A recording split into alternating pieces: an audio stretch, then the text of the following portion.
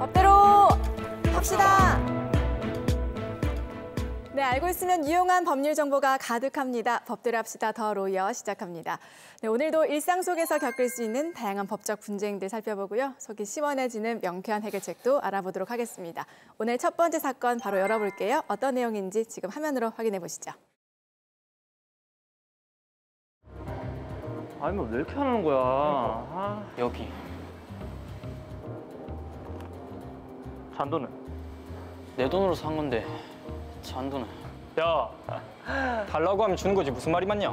어? 여기 있네. 그거 알바비 받은 건데. 네 돈이 내 돈이지. 고맙다. 잘 쓸게. 야, 이거면 씨. 괴롭힘을 당하고 있는 상황인가요? 야, 이거면 씨.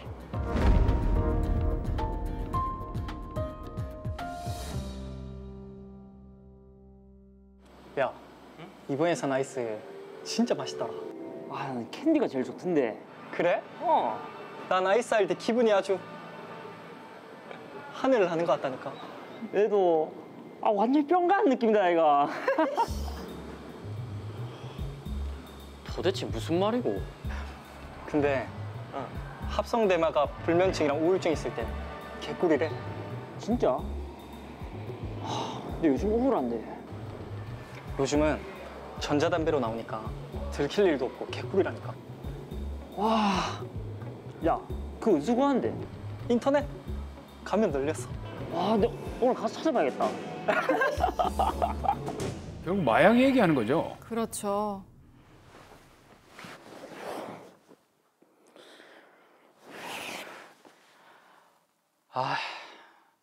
대학생인데 아직도 일진들한테 당하긴 하고.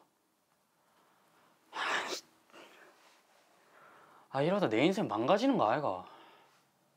잠도 못 자고 우울증에.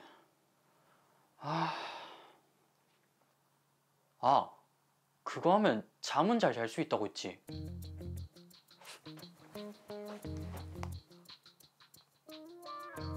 합성대마 판매자 킹콩 아이스. 있다. 킹콩 하나 구할 수 있을까요? 이렇게 비싸다고? 힘들게 아르바이트 한 건데. 아니다. 잠이라도 행복하게 푹 잘 수만 있다면 이까짓 돈이 뭐 대수겠나? 송금하자. 병원에 가서 상담을 받아보시지. 송금했습니다. 어떻게 받으면 될까요? 뭐고? 송금했다는 것까지 읽더니 왜 답을 안 하노? 뭐고? 대화방에서 나갔다고? 당했네.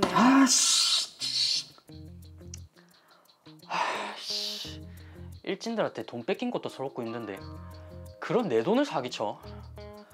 내가 이 자식 사기꾼이라고 소문낼 거다. 여기에 올리면 되겠네. 이름도 사기꾼 박재소. 딱이네.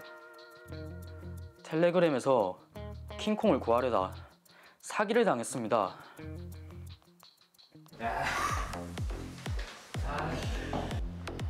야, 네가 어쩐 일로 클럽을 하자고 하노?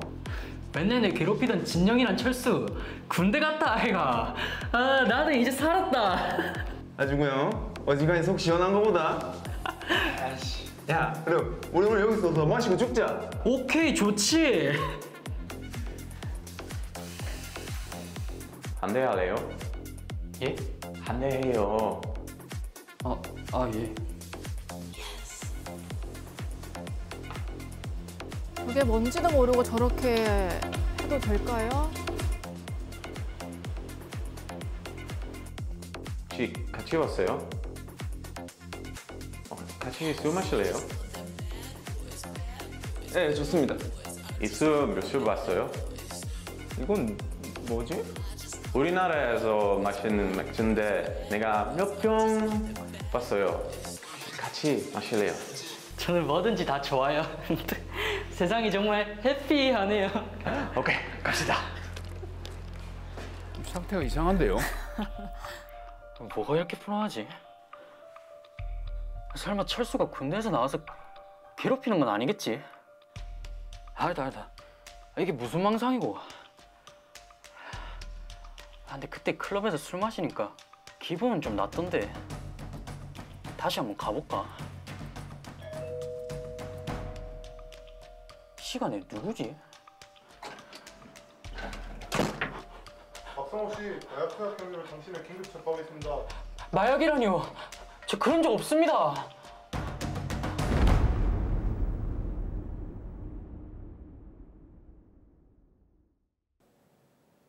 네, 아무리 힘이 들어도 하지 말아야 될 것이 있는데 박성호 씨가 범죄에 연루가 된 것 같습니다. 야, 지금 일단 해결책을 알아봐야 될 것 같은데 사건 정리부터 먼저 해보겠습니다. 더 로이어 사건 번호 제464호입니다. 고등학교 시절 친구들 사이에서 좋지 않은 일을 당한 후 강박과 불안 증세를 갖게 된 박성호 씨. 우연히 자신을 괴롭히던 김철수, 임진영 씨와 함께 대학을 가게 됐습니다. 대학에 가서도 두 사람은 박성호 씨를 괴롭혔는데요. 그러던 중 우연히 두 사람이 나누던 이야기를 듣고 마약에 관심을 갖게 됐고 SNS를 통해 구입하려고 했지만 사기를 당하고 말았습니다. 박성호 씨는 이 사실을 다른 사이트에 올려서 분노를 표현하기도 했죠. 이후 자신을 괴롭히던 친구들이 군대에 가게 됐고 이에 기분이 좋아진 박성호 씨는 친구와 함께 클럽을 찾았습니다. 여기서 외국인이 건넨 술을 마시고 담배를 피우면서 박성호 씨는 마약을 하게 됐는데요. 이후 한 번 더 해당 클럽을 찾기까지 했습니다. 경찰에서는 이 같은 사실을 적발해 박정호 씨를 긴급 체포한 상황입니다. 네, 박성호 씨가 지금 마약 범죄에 연루가 된 것 같습니다. 이승현 변호사님, 자, 어떤 혐의가 있을까요? 지금 박성호 씨는 술에 섞여 있었던 필로폰을 투약한 혐의와 액상 대마 흡연, 합성 대마 매매 미수 혐의를 받고 있습니다. 네. 와, 이게 지금 한 번의 어떤 행위로 인해 가지고 말만 들어도 소름 끼칠 정도의 어마어마한 어떤 범죄 혐의가 나왔는데 각각의 혐의마다 처벌 규정이 다르죠? 맞습니다. 마약류 관리에 관한 법률 위반 규정에서는 필로폰을 투약한 사람은 10년 이하의 징역 또는 1억 원 이하의 벌금, 액상 대마의 경우 대마 성분만 있을 경우에는 5년 이하의 징역 또는 5천만 원 이하의 벌금, 합성 대마 성분일 경우에는 10년 이하의 징역 또는 1억 원 이하의 벌금에 처해지게 됩니다. 처벌 수위가 정말 굉장한데요. 자, 지금 말씀하신 것 중에 대마와 합성 대마의 처벌 수위가 다른데 이게 어떤 차이가 있나요? 네, 합성 대마는 천연 마약과 구별되는 개념인데요. 합성 마약은 특정 식물이나 동물에서 추출한 천연 물질을 모방하거나 전혀 새로운 화학 구조를 가지고 있는 형태를 갖추고 있습니다. 네. 이런 마약은 자연에서 발견되는 마약 성분을 모방하거나 마약과 유사한 효과를 내는 새로운 화합물을 합성하는 방법으로 만들어지게 됩니다. 대표적인 게 필로폰이나 펜타닐, 엑스터시, 합성 대마 등이 있습니다. 네, 합성 대마가 그런 것들이고 그럼 천연 마약 같은 경우에는 우리가 알고 있는 대마 뭐 그런 겁니까? 네, 보통 식물이나 동물에서 추출한 물질, 그러니까 우리가 알고 있는 대마초를 이용해 만든 액상 대마나 아편이나 코카나무 잎에서 추출한 코카인 같은 것들은 천연 마약입니다. 네. 또한 합성 마약과 천연 마약 같은 향정신성 의약품은 인체에 미치는 영향이 아주 크기 때문에 아주 세분화해서 관리를 하고 있고요. 법률 규정도 처벌 수위도 달라지게 됩니다. 네. 근데 이게 드라마를 보니까 뭐 킹콩, 아이스, 캔디 이렇게 은어를 좀 쓰는 것 같은데 이 은어를 쓴다는 얘기가 이미 우리 그 생활 깊숙이 침투해 있다 이렇게 봐도 무방하겠죠. 그렇습니다. 마약 관련 범죄를 저지르는 사람들의 범위가 어느 특정 집단에 한정되었다면 최근에는 그 범위가 남녀노소, 학생, 직장인, 주부 등 매우 광범위하게 퍼져 있습니다. 이는 마약류를 구입하는 방법이 인터넷이나 텔레그램 등을 이용하여 누구라도 손쉽게 마약류를 구할 수 있게 되었기 때문입니다. 네. 또한 이러한 상황에서 마약류 판매상들은 수사기관의 단속과 수사를 피하고자 주기적으로 자신들만이 알 수 있는 마약을 지칭하는 새로운 은어를 만들어 사용하고 있습니다. 자, 지금 드라마를 보면요. 박성호 씨는 액상 대마를 피웠고 술로 이른바 물뽕을 했다고 하는데 이 물뽕도 마약인가요? 물뽕은 마약을 의미하는 것이 아닙니다. 물뽕의 의미는 누군가가 술에 몰래 마약을 타서 건네준 것을 마셨다는 뜻의 은어인데요. 제가 알아보니 박성호 씨 몸에는 필로폰 성분과 액상 대마 성분이 검출되었는데요. 이 경우 박성호 씨는 마약류 관리에 관한 법률 위반으로 처벌받기 위해서는 마약류를 고의로 섭취 또는 흡연했다는 것이 입증되어야 합니다. 자, 마약을 섭취하거나 흡연을 할 때 내가 마약을 하겠다는 그런 고의가 있어야 한다. 이렇게 말씀해 주셨는데 지금 박성호 씨와 친구는 마약인 줄 모르고 술을 마시고 또 지금 액상 담배를 피운 것 같거든요. 네, 맞습니다. 실제로 다른 사례이기는 하지만 술집 등에서 타인이 몰래 술에 필로폰을 탄 것을 모르고 마신 경우에 처벌받지 않은 사례도 있기는 합니다. 네. 하지만 지금 드라마 속의 박성호 씨는 처음에 외국인이 준 전자담배를 피우고 술을 마셔서 자신의 신체 변화나 기분이 평소와 다르다는 것을 느꼈죠. 그리고 제가 사건을 좀 더 조사해본 결과 이후에 또다시 해당 클럽에 방문해서 똑같은 술과 전자담배를 피웠다는 사실이 밝혀졌습니다.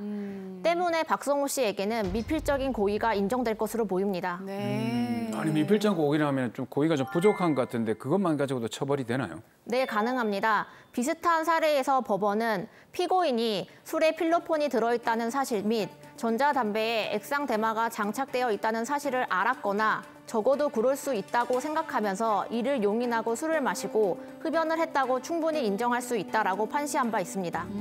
자, 마약의 경우에는 미필적 고의만으로도 처벌이 가능하다.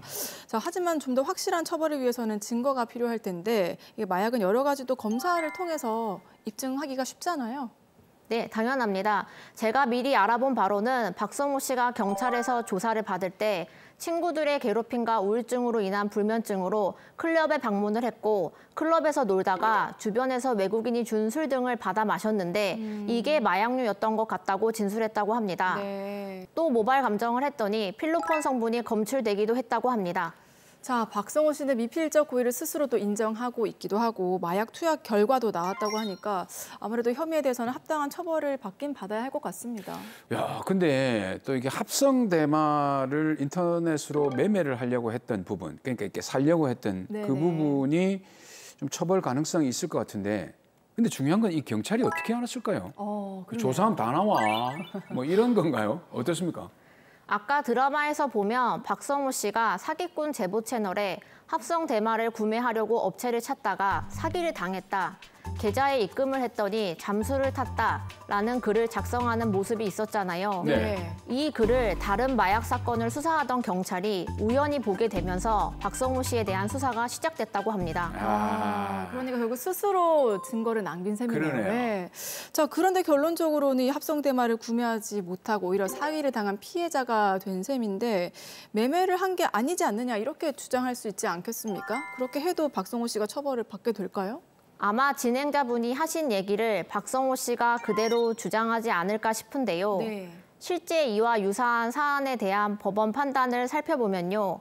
온라인상으로 마약 매매가 많이 이루어지는 것은 사실이나 그중에는 마약 매매를 빙자해서 그 대금을 편취하는 사례도 적지 않은 것이 현실이고 네. 이 사건에서도 피고인은 자신이 사기를 당한 것을 생각하고 이 사건 판매자를 비난하는 글을 온라인에 게시하기도 했다. 결국 해당 사건의 판매자가 합성 대마를 소지 또는 입수한 상태에 있었다고 인정할 수 없는 이상 피고인이 그 대금을 지급했다는 사정만으로 대마 매매 행위의 실행에 착수했다고 볼 수 없다면서 무죄로 판단한 경우가 있었습니다. 네, 그러니까 이게 명백하게 마약 매매가 아니라 돈을 좀 편취하기 위한 사기일 수 있다는 그렇죠. 그런 말씀이신데 네.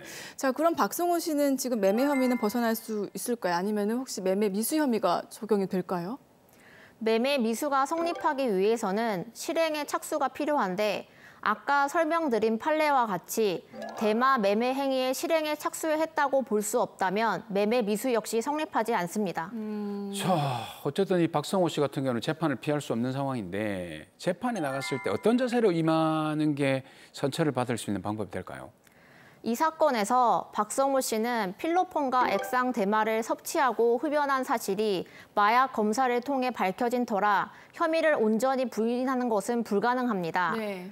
이런 경우에는 혐의는 인정하되 전과가 없는 초범인 점, 평소 앓고 있던 강박장애와 우울증 등이 범행에 어느 정도 영향을 미친 것으로 보이는 점, 잘못을 깊이 뉘우치며 강한 재활의 의지를 보이고 있는 점 등을 들어서 최대한의 선처를 받도록 노력해야 하겠습니다.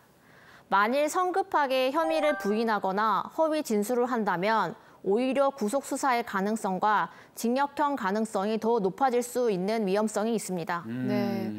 자, 정말 마약 청정국이라고 불렸던 시절이 있었는데 그렇죠. 그 시절이 네. 언제였을 만큼 지금 정말 일상 속으로 깊숙이 마약 범죄가 파고든 것 같습니다. 청소년 마약 사범도 늘고 있다고 하니까 아, 맞아요. 또 네. 가슴이 철렁하기도 하거든요. 호기심으로라도 또 다른 질환 때문이라도 절대 마약에는 손을 대면 안 된다는 점 여러분 또 기억해 주시기 바랍니다. 자, 마지막으로 박성호 씨에게 따끔한 한마디 전해주시죠. 박성호 씨가 학창 시절부터 지금까지 많은 고통을 받고 힘들게 지내온 점은 정말 안타깝게 생각합니다. 그러나 타인이 나에게 범죄를 저지르고 내가 피해자였다는 이유만으로 내가 한 범죄 행위가 정당화되지는 않습니다. 성호 씨가 저지른 마약류 관련 범죄는 그 특성상 적발이 쉽지 않고 재범의 위험성이 높을 뿐만 아니라 환각성, 중독성 등으로 사회에 미치는 해악이 큰 범죄입니다. 이러한 잘못을 한 점은 꼭 반성하시고 성호 씨가 겪었던 고통은 가해자들이 사법기관을 통해서 마땅한 처벌을 받을 수 있도록 법률 전문가의 도움을 받아 진행하시길 바라겠습니다.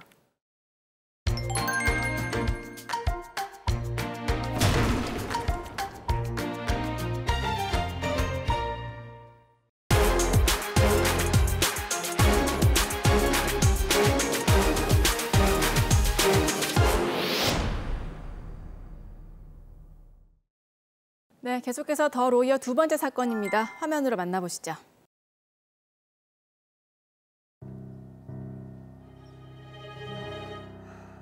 선물까지.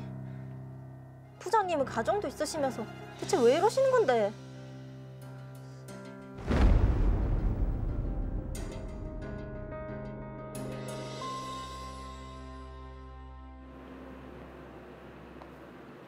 본부장님, 안녕하십니까?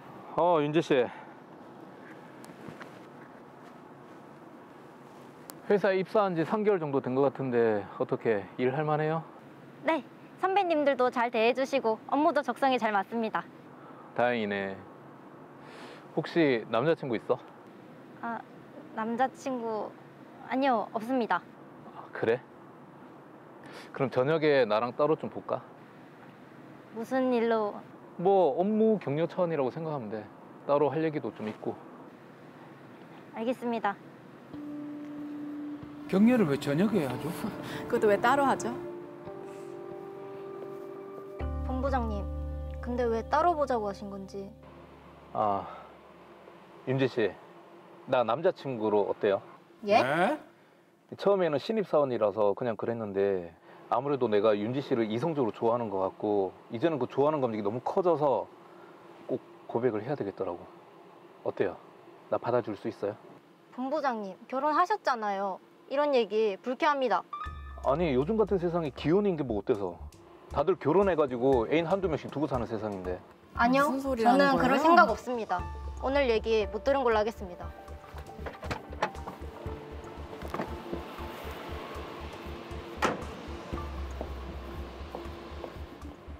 지은지 어디까지 버티나 보자. 꼭 내 여자로 만들고 말 거니까.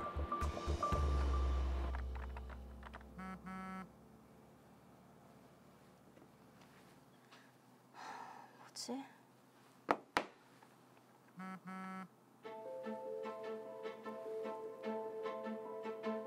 제발 자기를 좋아해달라고? 이 사람이 미쳤나? 나를 너무 쉽게 본 건가?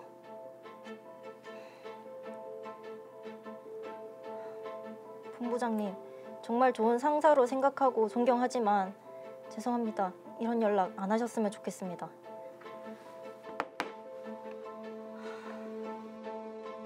그날 이후 본부장님은 6개월 넘게 저에게 메시지를 보내왔고 일방적으로 꽃바구니나 선물을 보내는 일도 있었습니다.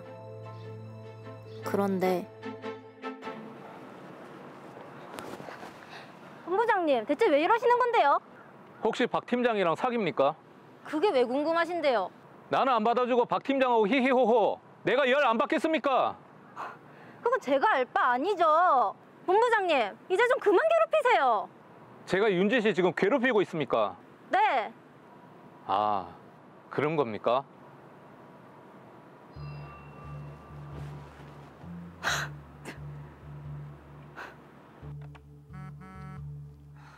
뭔데?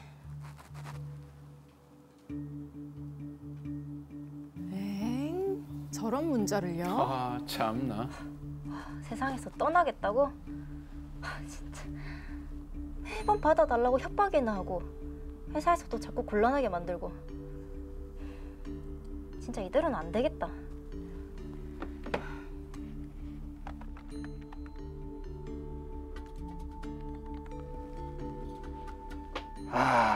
회사에서 유부남 상사가 미혼 직원한테 추파를 던져. 하! 아니 업무 지시할 때도 사적인 감정을 담았어.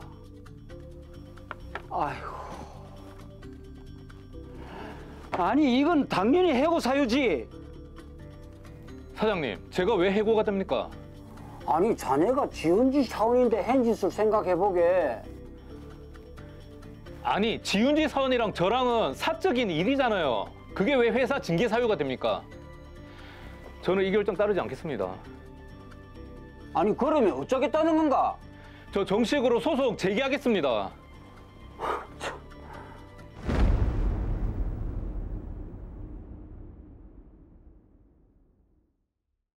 네, 지윤지 씨와 강효성 씨 사이에 분쟁이 발생했고 회사에서는 징계 차원에서 해고를 결정한 것인데 강효성 씨는 억울하다 이런 입장이네요.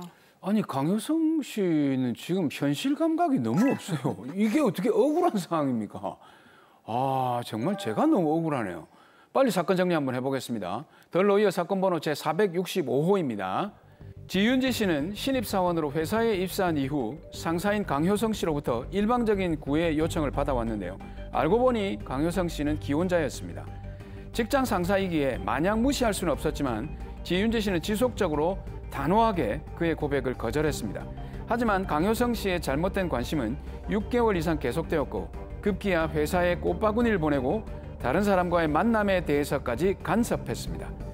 이에 참다 못한 지윤지 씨는 회사에 이 사실을 알렸는데요. 회사에서는 해당 사실을 조사한 뒤 강효성 씨에게 해고 처분을 내렸습니다. 하지만 강효성 씨는 지윤지 씨와 둘 사이의 사적인 문제라며 해고 처분은 과하다고 주장하고 있는 상황입니다. 네, 여러 가지 짚어볼 쟁점이 많은 상황인 것 같습니다. 우선은 피해자 지윤지 씨 입장에서는 이런 일이 생겨서 참 괴롭고 또 억울할 것 같은데요. 자, 박보영 변호사님 이 사건 어떻게 보셨나요? 피해자인 지윤지 씨의 입장에서 유부남인 직장 상사의 교제 요청에 수차례 거부 의사를 밝혔음에도 지속적인 구행위를 당하고 있어 정신적으로 엄청난 고통을 받고 있는 상황입니다. 피해자 입장에서는 직장 상사로부터의 이런 행위에 적극 대응하다가 오히려 인사상 불이익을 당하지는 않을까라는 불안감에 피해에 대해 소극적으로 대처하는 경우가 많은데요. 초기의 적극적인 대응만이 더 큰 피해를 막을 수 있다는 점을 꼭 기억하시기 바랍니다. 네, 자 우선은 강효성 씨가 부하 직원인 지윤지 씨에게 한 행동들, 꽃바구니를 보내고 일방적인 구애를 하는 이런 행동들 어떻게 봐야 되겠습니까? 네, 직장 내 괴롭힘으로 판단되는데요. 네. 근로기준법 제76조에는 사용자 또는 근로자는 직장에서의 지위 또는 관계 등의 우위를 이용하여 업무상 적정 범위를 넘어 다른 근로자에게 신체적, 정신적 고통을 주거나 근무 환경을 악화시키는 행위, 즉 직장 내 괴롭힘을 하여서는 아니 된다라고 규정하고 있는데 강효성 씨의 일련의 행위들은 여기에 해당합니다. 근데 이제 직장 내 괴롭힘이라고 하셨는데 강효성 씨는 애정 문제는 두 사람 사이의 문제다, 사적인 문제다 이렇게 얘기를 하면서 해고는 좀 과하다 주장을 하고 있습니다. 이거 어떻습니까? 네, 유부남인 강효성 씨의 일방적인 구애 행위고 그 행위가 지위의 우위를 이용하여 지속적으로 피해자에게 정신적 고통을 준 것이기 때문에 강효선 씨의 이런 주장은 받아들여지지 않을 것 같습니다. 더구나 두 사람은 직장 내 관계를 넘어서는 특별한 친분이 없는 상태에서 피해자가 거부 의사를 명백히 밝혔음에도 업무에 사적인 감정을 담아서 지속적으로 고백한 것이기 때문에 직장 내 괴롭힘에 해당합니다. 네, 자 직장 내 괴롭힘이라고 하면은 보통 우월적인 지위를 이용해서 괴롭힘이 있었느냐 이게 좀 가장 중요한 부분 아니겠습니까? 네, 현행법상으로 직장 내 괴롭힘의 요건은 직장에서의 지위 또는 관계 등의 우위를 이용할 것, 업무상 적정 범위를 넘어질 것, 신체적, 정신적 고통을 주거나 근무 환경을 악화시키는 행위일 것이라는 세 가지 요건이 필요한데요. 네. 실무상 중요한 쟁점은 우위성과 업무상 적정 범위를 넘어서는 행위인지입니다. 우위성은 직책 또는 직위 관계상 우위로 판단하고요. 판례는 업무상 적정 범위를 업무 수행에 필요한 사회 통념상 황당한 범위라고 추상적으로 표현하고 있어서 결국 행위의 내용을 사안마다 개별적으로 판단해야 합니다. 네. 자, 그리고 살펴볼 부분이 이게 좋아한다고 계속 얘기를 한 부분, 이건 일종의 성희롱으로 봐야 하지 않을까요? 글쎄요. 이게 그 진심을 담아서 고백하는 거를 성희롱으로 꼭까지 이렇게 가는 건 좀 애매할 것 같은데 어떻습니까? 이 애정 표현도 성희롱이 될 수 있습니까, 변호사님? 네, 뭐 두 분의 말씀처럼 충분히 논란의 여지는 있고요. 좋아한다는 감정 표현이 어떻게 성희롱이냐고 반박할 수도 있지만 직장 내 성희롱에 대한 제재 조치가 강화된 상황에서 이런 주장은 성인지 감수성이 부족하다고 판단될 수 있습니다. 만약 강효성 씨가 지윤지 씨에게 보고 싶다, 좋아한다고 하면서 예쁘다, 아름답다와 같은 외모를 평가하는 말을 하는 것은 언어적 성희롱에 해당하고 아까 드라마에서 본 것처럼 위아래로 이렇게 몸을 쳐다보는 것은 시각적 성희롱에 해당할 수도 있습니다. 자, 그런데 이런 성희롱 사건 같은 경우에는 대부분 두 사람 사이도 은밀하게 발생하기 때문에 가해자가 나는 전혀 그런 의도가 아니었다, 상대방이 예민한 거다 이렇게 부인하면 이게 또 쉽지가 않을 것 같아요. 인정되는 게. 실제로 그런데요. 실제 많은 경우에 단순히 격려한 것이지 성희롱이 아니라고 변명을 많이 합니다. 그래서 증거를 수집하는 것이 매우 중요한데요. 피해 사실을 구체적으로 기재한 일기나 피해 일지를 기록해 두거나 피해 사실을 주변 사람에게 알리거나 가해자들이 직장 내 성희롱 행위를 한 직후에는 가해 사실을 인정하는 경향이 많기 때문에 그 점을 녹음해 두는 것도 하나의 방법입니다. 그리고 권력 관계에 기반한 직장 내 성희롱은 반복되기 쉽기 때문에 초기부터 즉각적으로 대응하는 것이 매우 중요하고 성희롱의 미래성을 고려해서 피해자의 진술이 구체적이고 일관되면 진술만으로도 성희롱 사실을 인정하고 있다는 점도 알아두시기 바랍니다. 네. 자, 그리고 지윤주 씨가 원하지 않는데도 지금 강효성 씨는 계속 문자 메시지를 보내고 또 꽃바구니를 보내는데 이거는 스토킹이라고 봐야 되지 않을까요? 네, 실제로 강효성 씨는 이렇게 이례적으로 고백했다면 그 행위는 직장 내 괴롭힘이나 성희롱에 해당할 수 있는데요. 이 사건처럼 6개월 이상 피해자의 의사에 반해서 고백하는 문자 메시지를 보내고 꽃바구니나 선물까지 보냈으므로 스토킹 범죄에 해당하여 스토킹 처벌법으로 형사처벌될 수 있는 상황으로 보입니다. 근데 지금 이 드라마에서 보면 강효성 씨 같은 이런 현실 감각이 없는 사람들은 지윤지 씨 때문에 자기가 해고됐다고 보복 행위를 할 가능성도 있거든요. 이 지윤지 씨를 보호할 어떤 방법은 없을까요? 네, 실제로 굉장히 많은 분들이 그런 부분이 궁금해하실 것 같은데요. 강효성 씨의 행위는 스토킹 범죄에 해당하기 때문에 스토킹 처벌법상 잠정 조치를 통해서 주거지나 직장 등의 접근 금지 및 전기 통신을 이용한 접근 금지 조치를 통해 보호받을 수 있습니다. 그리고 강효성 씨가 잠정 조치를 위반하여 지윤지 씨에게 보복 행위를 한다면 스토킹 범죄로 인한 처벌 외에도 잠정 조치 위반으로 인한 처벌까지 가중 처벌받게 됩니다. 자, 만약에 형사 고소까지 진행을 하게 되면은 강효성 씨가 당연히 처벌을 받겠네요. 네, 지금 드러난 범죄를 보면 스토킹 처벌법 위반으로 3년 이하의 징역 또는 3천만 원 이하의 벌금에 처해질 수 있고 강효성 씨가 지윤지 씨의 팔을 잡아 끌고 옥상으로 간 행위는 강제추행에 해당할 여지가 있는데 이 경우에는 성폭력처벌법 제10조가 적용되어 3년 이하의 징역 또는 1,500만 원 이하의 벌금에 처해질 수 있습니다. 또 지윤주 씨가 민사적으로 손해배상 청구를 해볼 수도 있지 않겠습니까? 네, 당연히 할 수 있습니다. 강효성 씨의 일방적이고 지속적인 구애행위로 지윤지 씨는 오랜 기간 정신적 고통을 받아왔기 때문에 형사적 고소 외에도 민사적으로 불법 행위로 인한 손해배상 청구, 즉 위자료 청구 소송이 가능합니다. 자, 그리고 또 하나 짚어봐야 될 부분이 회사에서 징계 처리를 통해서 해고 처리를 했지 않습니까? 이게 좀 부당하다고 소송을 진행하겠다는 강효성 씨의 입장인데 그러면 앞에 사안을 뭐 따로 생각하더라도 해고 처분이라는 이것 자체만은 어떻게 합당한지 한번 봐야 되지 않겠습니까? 어떻습니까? 네, 강효성 씨 입장에서는 이 부분이 제일 중요할 것 같은데요. 그렇죠. 강효성 씨가 직장 내 지위를 이용하거나 지위 내지 관계의 우위를 이용해서 지윤지 씨를 상대로 직장 내 괴롭힘과 성희롱을 함으로써 사적 감정을 업무와 연관시켜 지울 수 있다는 모습을 보여준 점, 그리고 자살을 암시하는 메시지 등을 보내고 사전 승인 없이 출근하지 않았던 점에 비춰보면 강효선 씨와 회사의 사이의 신뢰관계는 고용관계를 계속할 수 없을 정도로 현저히 훼손되었다고 보기 때문에 정당한 해고로 판단됩니다. 강효성 씨와 회사 사이에 신뢰관계가 훼손됐다, 이거는 구체적으로 어떤 의미인가요? 네, 제가 사건을 좀 더 자세히 살펴보았더니 지윤지 씨의 상급자로서 인사평가 권한이 있었고요. 네. 구행의 상당수는 사내 업무용 메신저 프로그램을 이용해 이루어졌습니다. 그런데 강효성 씨는 지윤지 씨가 교제를 거절하면 퇴사하겠다는 식으로 업무와 연관 지을 수 있다는 모습을 보여줬거든요. 신입사원인 지윤지 씨 입장에서는 강효성 씨와의 원만한 관계를 유지하는 방법은 결국은 교제를 받아들이는 방법밖에 없을 것인데 이것은 성적 굴욕감이나 혐오감을 일으키는 행위이거나 업무상 적정 범위를 넘어 정신적 고통을 주거나 근무 환경을 악화시키는 행위에 해당합니다. 그렇죠. 이런 행위를 용인할 해서는 당연히 없겠죠. 네, 때문에 회사의 해고 처분은 정당하다고 보입니다. 그런데 말이죠. 지금 이 회사도 좀 책임을 져야 될 것 같은데 이런 강효성 씨를 입사하고 승진시켜준 책임 이게 뭐 이른바 사용자 책임이라는 걸 져야 되지 않겠습니까? 네, 물론 회사도 구체적 사안에 따라서는 사용자 책임의 여부가 인정될 수 있는 경우도 있는데요. 이 사안처럼 지윤지 씨가 직장 내 성희롱, 괴롭힘 등으로 회사에 고충 신고를 했고요.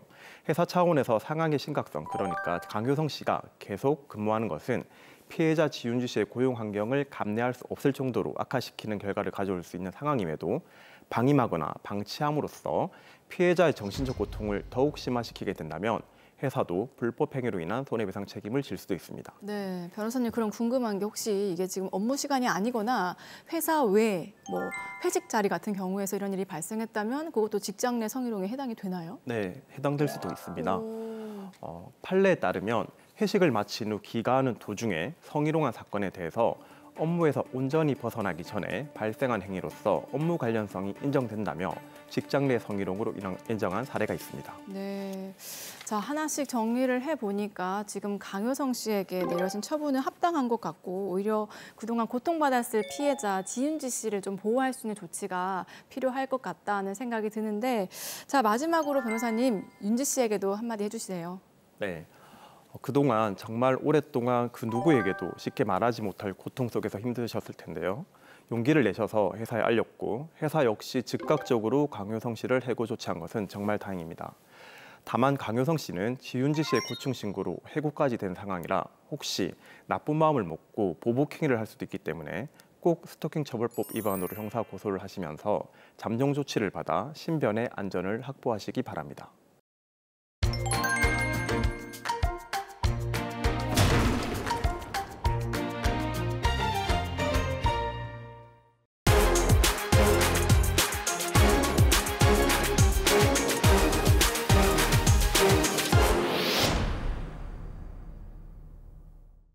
네, 더로 이어 마지막 사건입니다. 계속해서 화면으로 만나보시죠.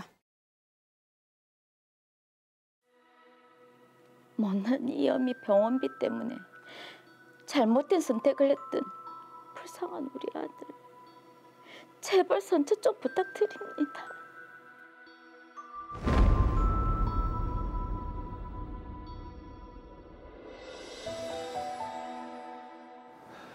엄마, 물이라도 좀 드릴까요? 아무것도 안 먹고 싶다. 먹으면 토할 것 같아. 그래도 항암 치료 중에는 잘 먹기라도 해야 되는데. 그나저나 병원비는 어쩌노? 엄마는 그런 거 신경 쓰지 말고 몸 생각이나 하세요. 그냥 내가 빨리 죽어야 하는데. 엄마, 왜 그런 말씀을 하세요? 수술 잘 됐고 요양만 잘하면 치료된다 하잖아요. 약한 소리 하지 마시고 좀 주무세요. 어릴 적 아버지가 병으로 돌아가시고 어머니는 홀로 저를 키웠습니다. 어려웠던 집안 형편에 저는 대학 진학은 일찌감치 포기하고 군대 제대 후 아르바이트로 전전했습니다. 그러던 중 어머니에게 위암이라는 병이 찾아왔습니다. 아이고. 어머니 좀 괜찮으시나? 아니, 뭐 괜찮으시지. 수술 잘 됐고. 근데 항암 치료 때문에 너무 힘들어 하시네.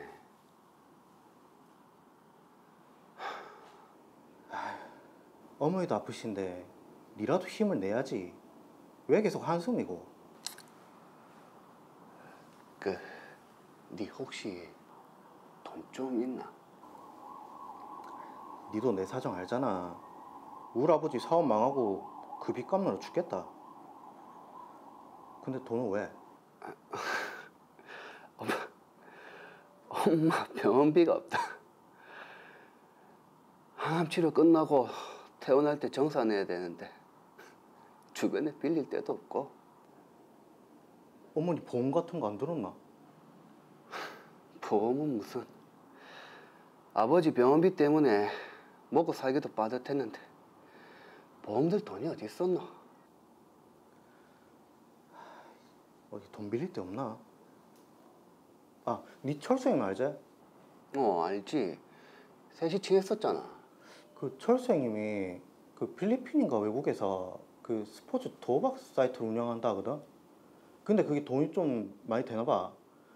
그 철수 형님한테 연락 한번 해보지 그러노. 스포츠 도박? 아이, 그거 불법 아이가? 야, 지금 이 상황에 뭘 그런 거 따지노? 어머니 생각해서라도 연락 한번 드려봐라. 나 이제 배달 가야 돼가지고 간다. 형님한테 연락 한번 드려봐래. 알겠다. 네 간다. 들어가라.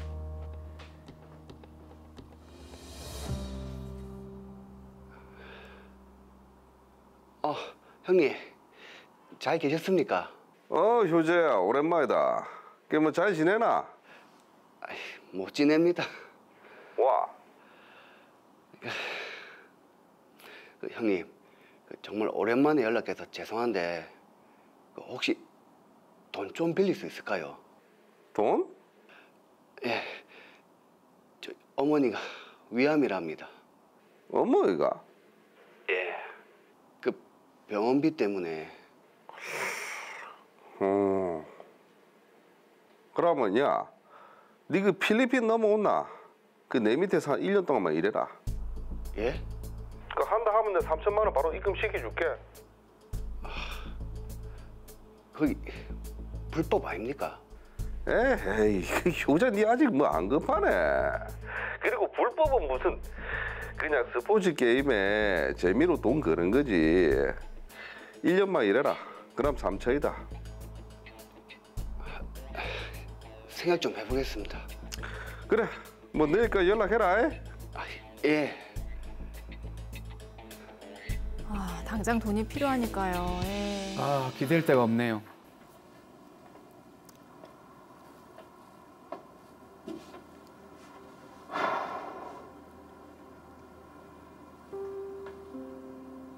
엄마, 돈이 없어도 쟤는 짓지 말라고 했잖아.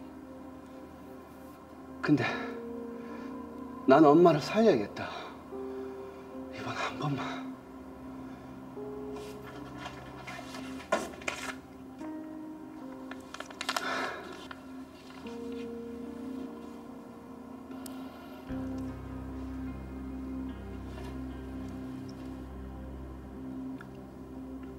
그렇게 저는 필리핀으로 넘어가 철수 형님 밑에서 1년 동안 일하게 됐습니다.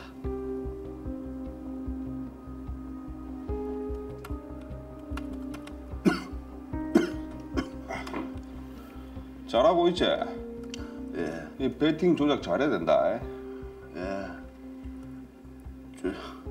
내일 하루만 좀 쉬면 안 될까요? 뭐? 아니 내가 니한테 3천이나 미리 땡겨주는데 쉬는 시간이 어디 있노 임마? 몸이 좀 안 좋아서 그렇습니다. 야 임마 이거 돈 쉽게 벌려고 하네? 쉽게라니요. 저 형님 밑에 일하면서 밥 먹고 잠깐 쉬어 엄마 이거는 계속 일만 했습니다. 하루도 못 쉬고요. 근데 이게 어디서 형님한테 확 대들고 있노? 야 이 물에 빠진 놈 구해줬더만 보따리 내놓으라는 심보네. 임마 3천 다 채우려면 쉬는 시간 없다. 빨리 일해라. 학대를 지기 빌라 마. 빨리 일해라. 예.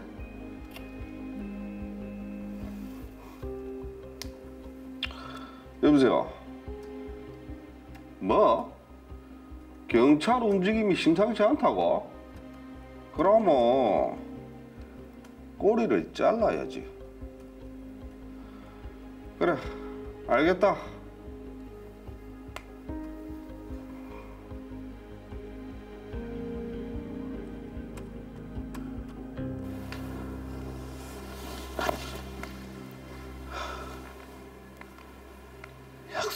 기간도 다 채웠는데 절대 안 돌려보내주겠지. 그래, 차라리 자수를 하자. 그럼 한국으로 갈 수 있겠지.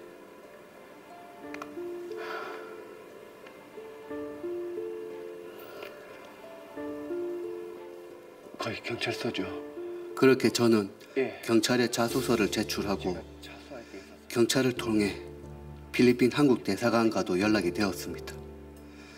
한국행 비행기를 타면서 체포되어 한국에 왔습니다. 형사님, 우리 아들, 우리 효자 어디 있습니까? 어머니 진정하시고요. 여기서 이러시면 안 됩니다. 우리 아들 나쁜 놈 아닙니다. 다 저 때문에 제 병원비 마련하려고 어쩔 수 없이 그런 겁니다. 딱 한 번만 봐줘 있어.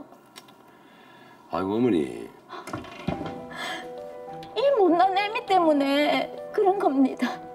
내가 그냥 죽었어야 했는데 다 내 탓입니다. 내 탓. 자수도 했는데 우리 아들 선처 좀 해주세요. 형사님 제발.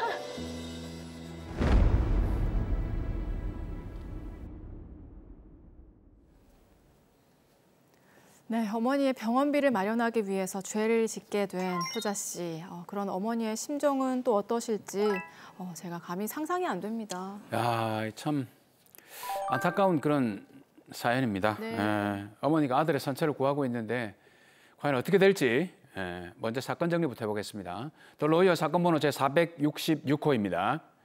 나효자 씨는 어렸을 적 아버지가 병으로 돌아가시고 어머니와 어렵게 살아왔는데요. 그러던 중 어머니가 위암으로 치료를 받게 됐습니다. 나효자 씨는 어머니의 병원비를 구하려고 백방으로 알아봤지만 방법이 없었습니다. 그런데 그러던 어느 날 친구를 통해 아는 동네 형인 홍철수 씨가 필리핀에서 불법 스포츠 도박 사이트를 운영해 돈을 벌고 있다는 말을 들었고 연락을 했습니다. 그렇게 나효자 씨는 홍철수 씨 밑에서 1년을 일하는 조건으로 3천만 원을 받았는데요. 그런데 나효자 씨의 필리핀 생활도 순탄치는 않았습니다. 양심의 가책을 느끼며 혹독하게 일했는데요. 나효자 씨는 홍철수 씨와 약속한 1년을 채우고 한국으로 돌아오기 위해 자수를 했고 나효자 씨 어머니는 그런 아들의 선처를 구하고 있는 상황입니다. 네, 나효자 씨도 이게 불법이고 절대 해서는 안 되는 일이라는 거를 알고 있었는데 어머니의 병원비를 마련하기 위해서 어쩔 수 없이 좀 안타까운 선택을 하신 것 같아요. 그렇습니다. 이게 범죄를 미화해서는 안 되는데 네. 당장에 돈 구할 때는 없고 딱 1년만 일하면 3천만 원을 준다고 하니까 선택을 한 것 같은데 변호사님 어떻게 이 사연 어떻게 보셨습니까? 나효자 씨 사연 참 안타깝습니다. 그런데 나효자 씨는 법을 떠나서 경제적으로도 잘못된 선택을 했습니다. 나효자 씨는 어머니의 병원비 3천만 원을 일시불로 받고 필리핀에서의 범죄 생활 1년을 선택했는데요. 하지만 지금 우리나라 최저임금이 한 달에 약 206만 원이거든요. 네. 최저임금 월급을 1년 12개월로 환산하면 약 2,472만 원이고요. 이는 주 40시간 근로에 토요일과 일요일, 주말 이틀을 전부 쉬는 기준인데요. 나효자 씨의 필리핀에서의 생활은 어땠습니까? 먹고 자는 시간을 제외하고는 일만 했고 주말도 없었다고 하거든요. 그렇습니다. 나효자 씨는 필리핀에서 잠자는 시간과 밥 먹는 시간만 빼고 계속 일을 했는데요. 네. 하루에 거의 16시간 정도 일을 했고 쉬는 날도 없었습니다. 한국에서 그 정도로 일했으면 1년 동안 3천만 원보다 충분히 더 벌 수 있거든요. 따라서 나효자 씨는 경제적으로도 잘못된 선택을 한 것입니다. 도덕적으로도 어머니에게 걱정만 시키고 어머니께서 가장 힘드실 때 옆을 지키지도 못했고요. 네. 아주 잘못된 선택을 한 것입니다. 네, 맞습니다. 어떤 이유에서든 범죄는 정당화될 수는 없는 거니까요. 그래서 나효자 씨가 자수를 했습니다. 자, 그런데 어머니 병원비 3천만 원은 이게 범죄로 번 돈인데 자수를 하면 이 3천만 원은 어떻게 되는 건가요? 네, 나효자 씨는 형사사건으로 기소돼서 판결을 받으면요. 범죄의 대가로 받은 3천만 원은 추징됩니다. 아나운서님이 말씀하신 것처럼 나효자 씨가 홍철수 씨로부터 받은 3천만 원은 범죄 수익이어서 국가에서 환수를 하는데요. 네. 따라서 나효자 씨는 앞으로 남은 여생 동안 버는 돈에서 3천만 원을 국가에 납부해야 하기 때문에 오히려 손해입니다. 예. 이야, 이게 3천만 원까지 환수를 당하게 되네요. 나효자 씨가 한국에서 돈을 벌었다면 사실 뭐 최저임금만 받아도 토 일요일을 쉬면서 어머니를 옆에서 간호도 해드릴 수가 있는 그런 상황인데 네. 결국은 지금 잘못된 선택으로 빚으로 3천을 떠안게 됐다라고 봐야 되는 그런 상황인데 맞아요. 법적으로, 경제적으로, 거기다 도덕적으로 참 잘못된 선택을 했네요. 네, 맞습니다. 꼭 명심하셔야 할 점이 언제나 범죄의 대가는 결코 경제적으로 이익이 되지 않고 끝도 좋지 않으니 일확천금에 눈이 멀어 범죄를 저지르면 안 됩니다. 네. 자, 일단 가장 중요한 것이 나효자 씨가 선처를 받을 수 있을지 이 부분인데요. 우선 나효자 씨가 불법 스포츠 도박 사이트를 운영하는 곳에서 일을 했던 게 잘못인데 요즘 뉴스에서도 종종 나오잖아요. 자, 그런데 이게 불법 스포츠 도박 사이트라는 게 정확하게 어떤 건가요? 네, 우선 우리나라는 도박과 복권에 관해서는 국가에게 독점권이 있습니다. 따라서 야구나 축구, 농구와 같은 스포츠 경기의 내용과 결과에 대해 돈을 걸고 배당을 받는 도박인 토토와 로또와 같은 복권에 대해서는 국가가 지정한 기관 이외에는 그와 비슷한 일을 해서는 안 됩니다. 네. 그런데 국가가 지정한 기관 이외에 인터넷에서 스포츠의 내용과 결과를 가지고 도박을 하는 사이트를 불법 스포츠 도박 사이트 또는 불법 토토 사이트라고 말하는 것입니다. 네. 자, 그런데 나효자 씨는 직원이었지 않습니까? 본인이 직접 이 사이트를 운영한 게 아닌데 월급을 받고 일하는 직원도 처벌을 받을 수가 있나요? 네, 형사처벌됩니다. 직원이어도 불법 스포츠 도박 사이트의 운영에 관여한 것이기 때문에 불법 스포츠 도박 사이트 운영에 관한 국민체육진흥법 위반 및 형법상 도박공간 개설죄로 형사처벌됩니다. 국민체육진흥법 위반 및 형법상 도박공간 개설죄. 이게 두 가지 죄가 되는데 처벌 수위가 어떻게 되죠? 네, 케이스마다 다 달라서 일률적으로 말씀드리기는 어려운데요. 제 개인적인 경험으로 말씀드리면요.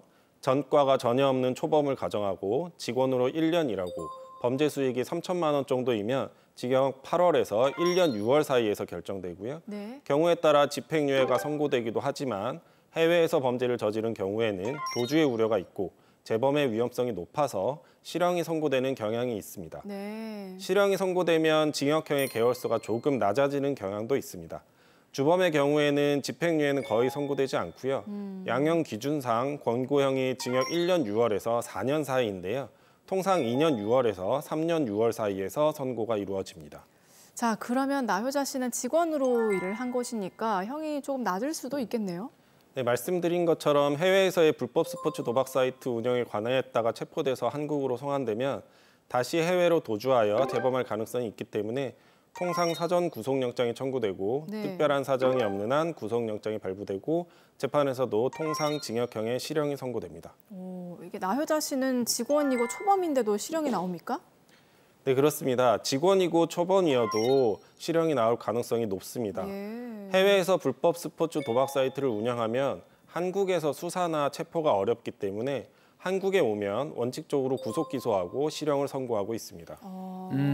좀 실형과 징역형을 어떻게 조금 피해서 선처를 받을까 하고 생각하고 있는데 나효자 씨는 지금 자수를 했지 않습니까? 예. 요게 어떻게 그 양형에 참작이 되지 않을까요? 네, 당연히 참작됩니다. 형법 제52조는 죄를 지은 후 수사기관에 자수한 경우에는 형을 감경하거나 면제할 수 있다라고 규정하고 있는데요. 이를 임의적 감면이라고 합니다. 법원의 재량으로 형을 깎아주거나 아예 면제할 수 있다는 의미이고요. 따라서 자수했다고 해서 반드시 형을 깎아주는 것은 아니지만 그래도 양형사유로는 아주 좋은 인자라고 할 수 있습니다. 네, 그런데 우리 법원이 또 호락호락하지 않잖아요. 이 자수의 혜택이 있으면 뭔가 엄격한 또 요건이 있을 것 같은데 그렇습니까? 네, 그렇습니다. 자수에도 요건이 있는데요. 일단 자수란 범인이 자발적으로 자신의 범죄 사실을 수사기관에 신고해서 그 소출을 구하는 의사표시를 함으로써 성립합니다. 일단 자수가 성립한 이상 자수의 효력은 확정적으로 발생하고 그 후에 범인이 번복하여 수사기관이나 법정에서 범행을 부인한다고 하더라도 일단 발생한 자수의 효력이 소멸하는 것은 아닌데요. 네. 그래도 형법 제52조가 자수를 형의 감경사유로 삼은 첫째 이유는 범인이 그 죄를 뉘우치고 있다는 데에 있어서 죄를 뉘우침이 없는 자수는 그 외형은 자수일지라도 위 형법 규정이 정한 자수라고 할 수 없다는 것이 대법원 판례입니다. 따라서 죄를 짓고 수사기관에 임의로 출석하였다 하더라도 범행을 부인하면 자수의 의사가 있었다고 보기 어려워서 자수로 인정되지 않습니다. 네. 아, 판례가 좀 어렵습니다. 뭐 자수를 하면은 감형 효과가 있다는 것인지 없다는 것인지. 이게 지금 유럽 자수인지 십자수인지 이게 뭔지 도대체 이게 뭔지 모르겠습니다. 네, 자수 인정 여부는 법원도 신중할 수밖에 없는데요. 자수는 법원의 재량에 따르기는 하지만 법에 규정된 형의 감면 사유여서요. 엄격하게 해석되어야 하기 때문입니다. 따라서 자수를 할 때에는 확실하게 하기 위해서 자수서를 미리 제출하고 자수하는 것도 좋은 방법이고요. 조사를 받을 때 확실하게 자신의 범행을 인정해야 합니다. 자수서를 제출하고 자수하면서 범행을 인정한다. 부인하지 않는다. 이거 꼭 지켜야 될 것 같네. 그러면 요 자수했다는 이 사정은 판결문에 기재가 되나요? 보통은 기재되는데요. 자수가 형의 필요적 감경 또는 면제 사유가 아니어서요. 자수했다는 주장은 형사소송법상의 법률상 형의 감면에 이유되는 사실의 진술에 해당하지 않고요. 따라서 법원이 자수를 사유로 형을 감경 또는 면제할 필요가 없다고 인정할 때에는 이에 대하여 반드시 판단을 명시하여야 하는 것도 아닙니다. 자, 그렇다면 일단 드라마 속의 나효자 씨는 어떻게 될지 궁금한데 그래도 나효자 씨는 깊이 반성하고 있고 자수도 했고 또 초범이잖아요. 그리고 또 어머니가 나 때문에 내가 아파서 그런 거라고 강력히 또 선처를 또 요구를 하고 있는 상황인데 네. 범죄 기간 1년에 범죄 수익 3천만 원. 길게는 나오지 않을 것 같은데 변호사님은 어떻습니까, 생각이? 네, 나효자 씨는 징역 8월에서 1년 사이에서 결정될 것으로 예상합니다. 네. 자, 나효자 씨가 어찌됐든 저지른 죄값은 치러야 하는 것이 맞을 것 같은데 다시는 좀 어떠한 사정이 있어도 이런 범죄에는 가담하지 않는 게 좋을 것 같습니다. 네. 자, 정리를 해볼게요. 마지막으로 지금 어디선가 불법으로 또 일확천금을 기대하시는 그분들께 한 말씀 해주시죠. 불법으로 버는 돈은 국가가 끝까지 쫓아가서 추징한다는 점을 꼭 명심하셔서 불법의 영역에서 바로 벗어나시기 바랍니다.